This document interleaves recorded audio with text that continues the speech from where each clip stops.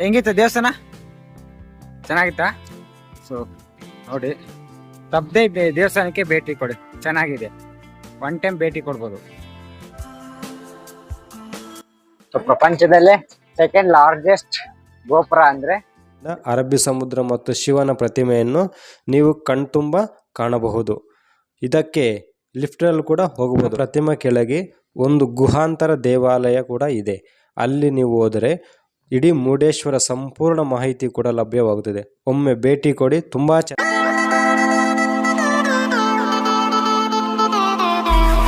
ಬಂದ್ಬಿಟ್ಟು ಇಡುಗುಂಜಿ. ಅಲ್ಲಿ 1 hour ಯಾವ ಫಾಲ್ಸ್ ಅದು? ಅಪ್ಸರಕೊಂಡ ಫಾಲ್ಸ್ ಮುಗಿಸ್ಕೊಂಡು ಇಡುಗುಂಜಿಗೆ ಬಂದಿದ್ದೀವಿ, ಮಹಾಗಣಪತಿ ದೇವಸ್ಥಾನಕ್ಕೆ.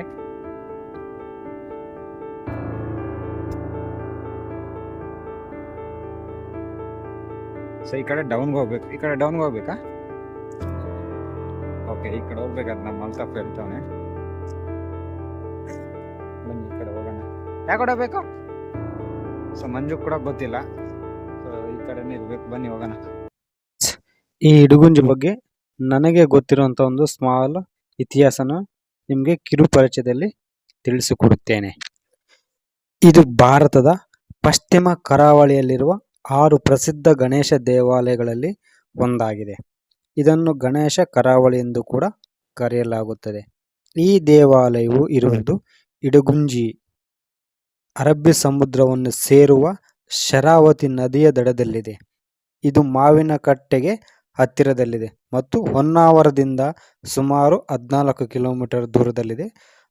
ಅದೇ ತರ ನಾವು ಇನ್ನೊಂದಾದ್ರೆ ನೋಡಿದ್ರೆ ಗೋಕರ್ಣದಿಂದ 65 ಕಿಲೋಮೀಟರ್ ದೂರದಲ್ಲಿದೆ. ಇಡುಗುಂಜಿಯಲ್ಲಿ ಒಂದು ದಂತಕಥೆ ಇದೆ. ಅದು ಏನಪ್ಪಾ ಅಂದ್ರೆ, ಶ್ರೀಕೃಷ್ಣ ದೇವರು ಭೂಮಿಯನ್ನು ಬಿಟ್ಟು ತನ್ನ ದೈವಿಕ ವಾಸಸ್ಥಾನಕ್ಕೆ ಹೋಗುತ್ತಾರೆ. ಆವಾಗ ಹಲವಾರು ಋಷಿಮುನಿಗಳು ಶ್ರೀಕೃಷ್ಣ ಭೂಲೋಕ ಬಿಟ್ಟು ಹೋದರೆ ಭೂಲೋಕದಲ್ಲಿ ಕಲಿಯುಗ ಆಗಮನದ ಬಗ್ಗೆ ಭಯ ಪಡುತ್ತಾರೆ. ಆವಾಗ ವಾಲಕಿಲ್ಯ ಎಂಬ ಋಷಿಯ ಸಹಾಯ ಪಡೆದುಕೊಂಡು ಅನೇಕ ಕಠಿಣ ಪರಿಶ್ರಮ ಮತ್ತು ಪ್ರಾರ್ಥನೆಗಳನ್ನು ಆರಂಭಿಸಿದರು. ಆಗ ಆ ಪ್ರಾರ್ಥನೆ ಮತ್ತು ಯಾಗಗಳನ್ನು ಮಾಡಬೇಕಾದ್ರೆ ಅವರಿಗೆ ಅನೇಕ ಸಂಕಷ್ಟಗಳು ಎದುರಾಗುತ್ತವೆ. ಆ ಸಂದರ್ಭದಲ್ಲಿ ದೈವಿಕ ಋಷಿರವರ ಸಲಹೆ ಪಡುತ್ತಾರೆ. ಅದು ಏನಪ್ಪ ಸಲಹೆ ಅಂದರೆ, ಈ ಎಲ್ಲ ಅಡೆತಡೆಗಳನ್ನು ನಿವಾರಣೆ ಮಾಡಬೇಕಾದರೆ ಗಣೇಶನ ಆಶೀರ್ವಾದನ ಪಡೆಯಲು ಸಲಹೆ ನೀಡುತ್ತಾನೆ.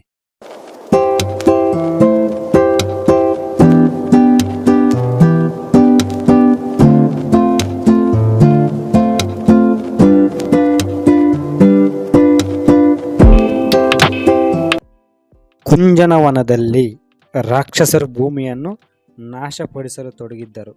ಇದನ್ನು ನಿಲ್ಲಿಸಲು ಹಿಂದೂ ಧರ್ಮಗಳಾದ ವಿಷ್ಣು, ಬ್ರಹ್ಮ, ಶಿವ ಇವರು ಈ ಸ್ಥಳಕ್ಕೆ ಭೇಟಿ ನೀಡಿದರು. ಇದಕ್ಕಿಂತ ಮುಂಚೆ ಈ ತ್ರಿಮೂರ್ತಿಗಳು ಇಲ್ಲಿಗೆ ಭೇಟಿ ನೀಡಿದರು. ಆವಾಗ ಅವರು ಇಲ್ಲಿ ಚಕ್ರತೀರ್ಥ ಮತ್ತು ಬ್ರಹ್ಮತೀರ್ಥ ಎಂಬ ಪವಿತ್ರ ಸ್ಥಳಗಳನ್ನು ಸೃಷ್ಟಿ ಮಾಡಿದ್ದರು. ನಾರದ ಮತ್ತು ಋಷಿಮುನಿಗಳು ಸೇರಿ ದೇವತೀರ್ಥ ಎಂಬ ಹೊಸ ಪವಿತ್ರ ಕೊಳವನ್ನು ರೂಪಿಸಿದರು. ಆಗ ಎಲ್ಲ ದೇವರುಗಳು ಇಲ್ಲಿಗೆ ಬಂದು ಗಣೇಶನ ಇರಲು ಹೇಳಿ ಹೊರಟೋದರು. ಆವಾಗಿಂದ ಇಲ್ಲಿ ಗಣೇಶ ಇಲ್ಲೇ ನೆಲೆಸಿದ್ದರೆಂಬ ಮಾತುಕತೆ ನಡೀತಿದೆ. ಇದು ನನಗೆ ಒಂದು ಗೊತ್ತಿರುವ ದಂತಕತೆ. ನಿಮ್ಗೆ ಏನಾದರೂ ಇನ್ನೊಂದು ದಂತಕತೆ ಗೊತ್ತಿದ್ರೆ ದಯವಿಟ್ಟು ಕಾಮೆಂಟ್ ಸೆಕ್ಷನಲ್ಲಿ ತಿಳಿಸಿಕೊಡಿ.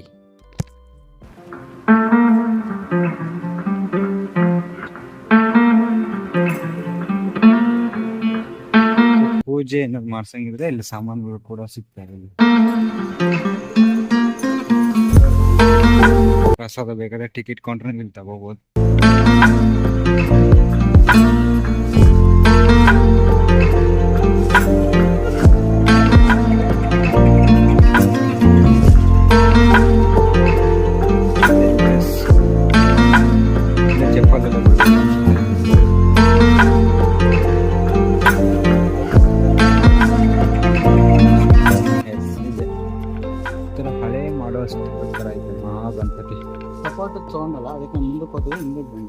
ಗುಡಿಯೊಳಗೆ ದೇವರ ದರ್ಶನ ಪಡೆಯಬೇಕಾದ್ರೆ ವಿಡಿಯೋ ಅಲೋ ಮಾಡಿಕೊಟ್ಟಿಲ್ಲ. ಸೊ ಹಾಗಾಗಿ ವಿಡಿಯೋ ಮಾಡೋಕ್ಕಾಗಿಲ್ಲ.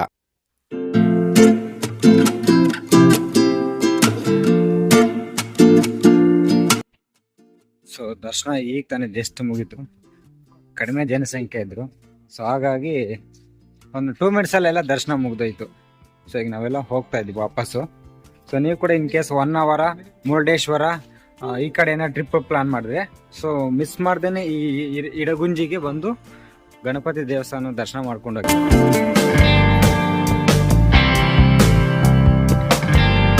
ಮನೋಜ್ ಹೆಂಗಿತ್ತು ದೇವಸ್ಥಾನ? ಚೆನ್ನಾಗಿತ್ತಾ? ಸೊ ನೋಡಿ, ತಪ್ಪದೆ ದೇವಸ್ಥಾನಕ್ಕೆ ಭೇಟಿ ಕೊಡಿ, ಚೆನ್ನಾಗಿದೆ. 1 ಟೈಮ್ ಭೇಟಿ ಕೊಡ್ಬೋದು. ಓಕೆ ಗಾಯ್ಸ್, ಈಗ ತಾನೇ ಮುರುಡೇಶ್ವರಕ್ಕೆ ಬಂದಿದ್ವಿ. ಸೊ ಇಡಗುಂಜಿ ಮುಗಿಸ್ಕೊಂಡು ಗಣಪತಿ ದೇವಸ್ಥಾನ. ಸೊ ಇವಾಗ ಈಶ್ವರ ದೇವಸ್ಥಾನಕ್ಕೆ ಹೋಗ್ತಾ ಇದ್ದೀವಿ. ಮುರುಡೇಶ್ವರ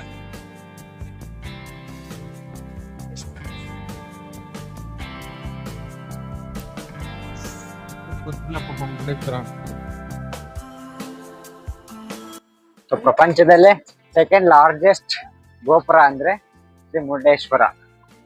ಈಶ್ವರಿಗೆ ಸಂಬಂಧಪಟ್ಟ ಒಂದು ದೇವಸ್ಥಾನ. ನೀವು ನೋಡ್ಬೋದು,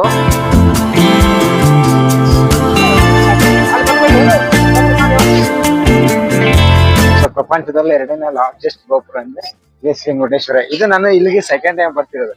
ಸೊ ಫಸ್ಟ್ ಟೈಮ್ ಬಂದಿರ್ಬೇಕಾದ್ರೆ ನಾನು ವಿಡಿಯೋ ಶೂಟ್ ಮಾಡಿರ್ಲಿಲ್ಲ, ಬಟ್ ಇವಾಗ ಬಂದವರಿಂದ ಸೊ ಇಡಗುಂಜಿ ಮುಗಿಸ್ಕೊಂಡು ಸೊ ಮುರುಡೇಶ್ವರ ಕೂಡ ನೀವು ಬರ್ಬೋದು. ಸೊ ಬ್ಯೂಟಿಫುಲ್ ಪ್ಲೇಸ್ ಇದೆ ಇಲ್ಲಿ. ಒಳಗೆ ಇನ್ನೂ ಚೆನ್ನಾಗಿರುತ್ತೆ. ಸೊ ಬನ್ನಿ. ಸೊ ಇದಕ್ಕೇನಪ್ಪಾ ಅಂದ್ರೆ ಇದು ಒಳಗೆ ಹೋಗೋ ಕೂಡ ನಾವು ಅಲ್ಲಿ ಲಿಫ್ಟ್ ಇದೆ. ಸೊ ಅಲ್ಲೂ ಕೂಡ ನಿಮ್ಗೆ ಚಾರ್ಜ್ ಮಾಡ್ತಾರೆ. ಅದನ್ನು ಬೇಕಾದ್ರೆ ನಿಮ್ಗೆ ತೋರಿಸ್ತೀನಿ, ನಡೀರಿ ಒಳಗೆ. ಸೊ ಇನ್ನೊಂದು ಏನಪ್ಪಾ ಅಂದ್ರೆ ಬೀಚ್ ಗಳೆಲ್ಲ ನಮ್ಗೆ ಎಂಟ್ರಿ ಇಲ್ಲ, ಯಾಕಂದ್ರೆ ಈಗ ಮಳೆಗಾಲ ಮಾನ್ಸೂನ್ ಆದ್ರಿಂದ ಸೆಪ್ಟೆಂಬರ್ ತಿಂಗಳ ಕೊನೆ ತನಕ ನಮ್ಗೆ ಬೀಚ್ ಗಳಲ್ಲಿ ಎಂಟ್ರಿ ಇಲ್ಲ. ಸೊ ಮಳೆಗಾಲ ಜಾಸ್ತಿ ಇರುತ್ತೆ ಅನ್ಸುತ್ತೆ.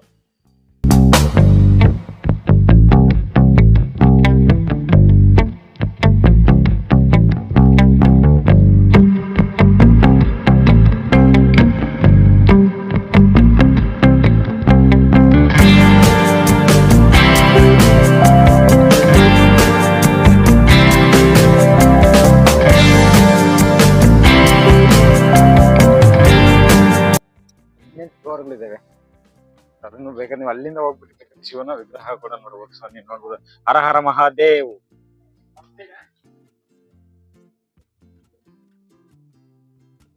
ನಡೀರಿ, ಮೇ ಬಿ ಒಳಗೆ ಕೂಡ ದರ್ಶನ ಎಷ್ಟೊತ್ತಾಗುತ್ತೆ ಅಂತ ನೋಡ್ತೀನಿ. ಸೊ ಬೀಚ್ ನೋಡಿದ್ರೆ ಎಲ್ಲೇ ನೋಡಿ ಯಾರು ಕೂಡ ಅಲೋ ಮಾಡೋದಿಲ್ಲ ಬೀಚ್ಗಳು, ಯಾಕಂದ್ರೆ ಈಗ ಮಾನ್ಸೂನ್ ಅದರಿಂದ ಯಾರನ್ನು ಒಬ್ರನ್ನ ಕೂಡ ಸಾರ್ವಜನಿಕರನ್ನ ಬಿಡ್ತಿಲ್ಲ.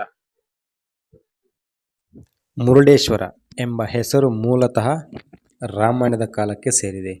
ಹಿಂದೂ ದೇವರುಗಳು ಆತ್ಮಲಿಂಗ ಎಂಬ ದೈವಿಕ ಲಿಂಗವನ್ನು ಪೂಜಿಸುವ ಮೂಲಕ ಅಮರತ್ವ ಮತ್ತು ಅಜೇಯತ್ವವನ್ನು ಪಡೆದರು.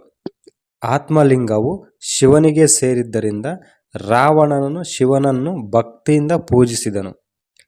ರಾವಣ ತಪಸ್ಸಿಗೆ ಮೆಚ್ಚಿ ಶಿವನ ಪ್ರತ್ಯಕ್ಷವಾಗಿ ನಿನಗೆ ಏನು ವರ ಬೇಕು ಎಂದು ಕೇಳಿದಾಗ ರಾವಣ ಆತ್ಮಲಿಂಗ ಕೇಳುತ್ತಾನೆ. ಆಗ ಅವನ ಇಚ್ಛೆಯಂತೆ ವರ ನೀಡುತ್ತಾನೆ.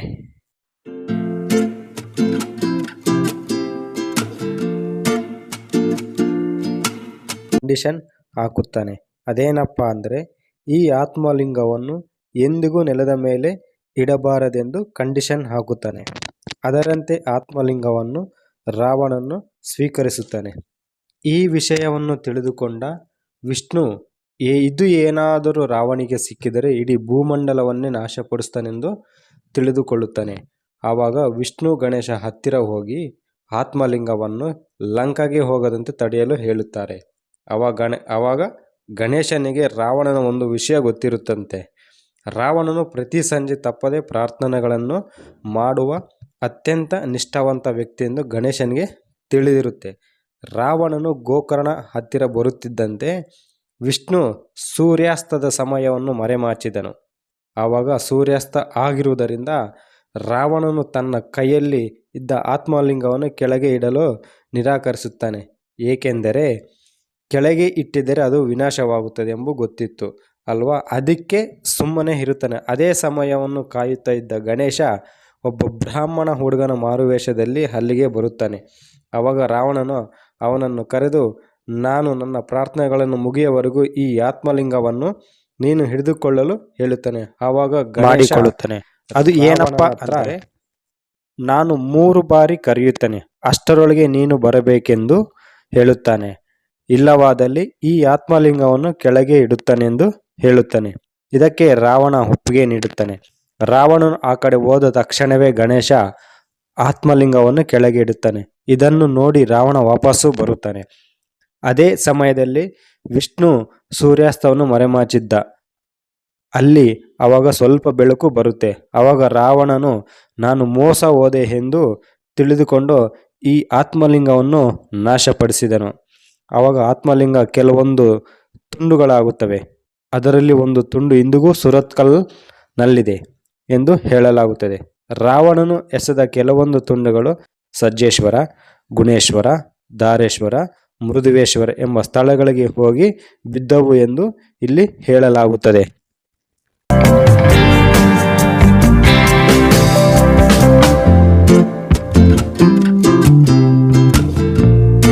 ಈ ಮುರುಡೇಶ್ವರನಲ್ಲಿ ಇನ್ನೊಂದು ಆಕರ್ಷಣೆ ಅಂದರೆ ಅದು ರಾಜಗೋಪುರ. ಈ ರಾಜಗೋಪುರ ಭಾರತದಲ್ಲಿ ಅತಿ ದೊಡ್ಡ 2ನೇ ರಾಜಗೋಪುರ ಎಂಬ ಹೆಗ್ಗಳಿಕೆ ಕೂಡ ಪಡೆದುಕೊಂಡಿದೆ. ಈ ರಾಜಗೋಪುರದಲ್ಲಿ 20 ಮಹಡಿಗಳಿದ್ದಾವೆ. ನೀವು 20ನೇ ಮಹಡಿಯಿಂದ ಅರಬ್ಬಿ ಸಮುದ್ರ ಮತ್ತು ಶಿವನ ಪ್ರತಿಮೆಯನ್ನು ನೀವು ಕಣ್ತುಂಬ ಕಾಣಬಹುದು. ಇದಕ್ಕೆ ಲಿಫ್ಟಲ್ಲಿ ಕೂಡ ಹೋಗಬಹುದು. ಇದಕ್ಕೆ ಮಂಡಳಿಯವರು 20 ರೂಪಾಯಿಗಳು ಚಾರ್ಜ್ ಮಾಡುತ್ತಾರೆ. ಮತ್ತು ಎಲ್ಲ ದರ್ಶನ ಆದ ಮೇಲೆ ಶಿವನ ಪ್ರತಿಮೆ ಕೆಳಗೆ ಒಂದು ಗುಹಾಂತರ ದೇವಾಲಯ ಕೂಡ ಇದೆ. ಅಲ್ಲಿ ನೀವು ಹೋದರೆ ಇಡೀ ಮುರುಡೇಶ್ವರ ಸಂಪೂರ್ಣ ಮಾಹಿತಿ ಕೂಡ ಲಭ್ಯವಾಗುತ್ತದೆ. ಒಮ್ಮೆ ಭೇಟಿ ಕೊಡಿ, ತುಂಬ ಚೆನ್ನಾಗಿರುತ್ತೆ. ಅಲ್ಲಿ ಕೂಡ ನಿಮಗೆ ಒಬ್ಬರಿಗೆ 20 ರೂಪಾಯಿಗಳು ಚಾರ್ಜ್ ಮಾಡ್ತಾರೆ. ಸೊ ನೀವು ಇಲ್ಲಿ ನೋಡ್ತಿದ್ರಲ್ಲ, ಇದೇ ಆ ಲಿಫ್ಟ್ಗೆ ಹೋಗುವಂಥದ್ದು. ನೀವು ಬರೋ ದಾರದಲ್ಲೇ ನಿಮಗೆ ನೋಡಿ ರೈಟ್ ಸೈಡೇ ಸಿಗುತ್ತೆ. ಒಬ್ಬರಿಗೆ 20 ರೂಪಾಯಿ, ಮಕ್ಕಳಿಗೆ 10 ರೂಪಾಯಿ. ಇದರ ಸಮಯ ಬಂದ್ಬಿಟ್ಟು ಬೆಳಿಗ್ಗೆ 7ರಿಂದ 12:15ವರೆಗೆ ಇರುತ್ತೆ. ಮತ್ತೆ ಮಧ್ಯಾಹ್ನ 3 ಗಂಟೆಯಿಂದ ರಾತ್ರಿ 7 ಗಂಟೆವರೆಗೂ ಇರುತ್ತೆ. ರಾತ್ರಿ ವೇಳೆಯಲ್ಲಿ ಮುರುಡೇಶ್ವರದ ರಾಜಗೋಪುರ ನೋಡಲು ತುಂಬ ಚೆನ್ನಾಗಿರುತ್ತೆ. ನೀವೇನಾದರೂ ಇಲ್ಲೇ ಉಳಿದುಕೊಂಡರೆ ಆನ್ಲೈನಲ್ಲಿ ಒಳ್ಳೆಯ ರೇಟಿಂಗ್ ಇರುವ ರೂಮ್ಗಳು ಸಿಗುತ್ತವೆ.